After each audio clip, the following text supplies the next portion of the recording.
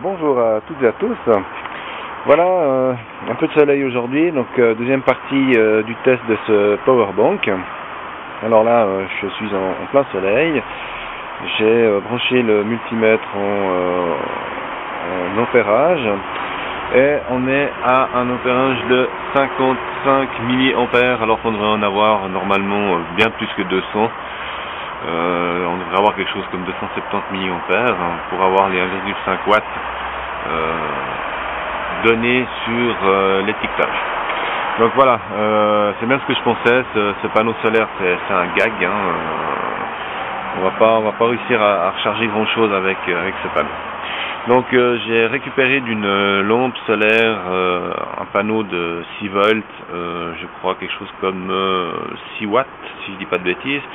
Je vais faire un système de recharge pour celui-là, mais je referai ça dans une prochaine vidéo. On va encore juste, je l'ai rechargé, on va encore juste remettre la recharge fictive dessus pour retester les sorties si ça tient bien les 1 ampère ici et les 2 ampères. Chose qui ne tenait pas dans la dernière vidéo. Encore juste faire ce petit test pour voir si cet appareil vaut quand même au moins la peine pour recharger quelque chose. Bien, j'ai rebranché le powerbank, donc cette fois il est chargé, hein, il a passé la nuit à être chargé. La dernière fois, à plus d'1 ampère, on a vu que ça chutait en dessous de 3 volts, de 4 volts, hein, donc on était à 3 volts et 10 poussières, ce qui n'était pas bon, et je pensais que la batterie peut-être pouvait jouer un rôle étant donné qu'elle était mal chargée. Et comme il n'y a aucune donnée au niveau des composants sur la carte, difficile de pouvoir faire un constat par rapport à une batterie qui n'était pas chargée. Donc là, je vais retester ça. On va redémarrer à 200 milli. Voilà. Donc là, à 200 milli, 5 volts. Et on va gentiment augmenter. Donc à 500 milli, on est déjà passé en dessous de 5 volts. À 1 ampère, on est à 4,88 volts. Qui est encore acceptable, on va dire. Et on va monter maintenant. Alors à 1 ampère et demi, on n'est plus qu'à 4,5 volts. Et à 2 ampères, ça ne change absolument rien par rapport à la batterie déchargée, donc on est en dessous des 4 volts.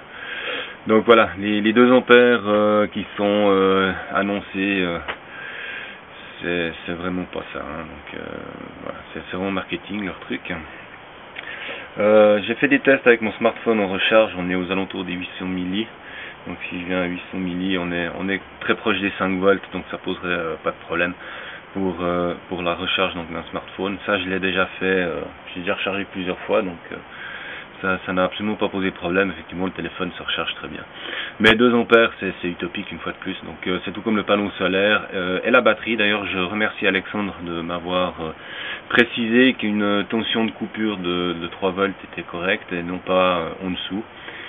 Car on va tirer énormément de courant pour rien du tout. Donc la batterie elle-même, donc c'est une 9 ampères et non pas une 12.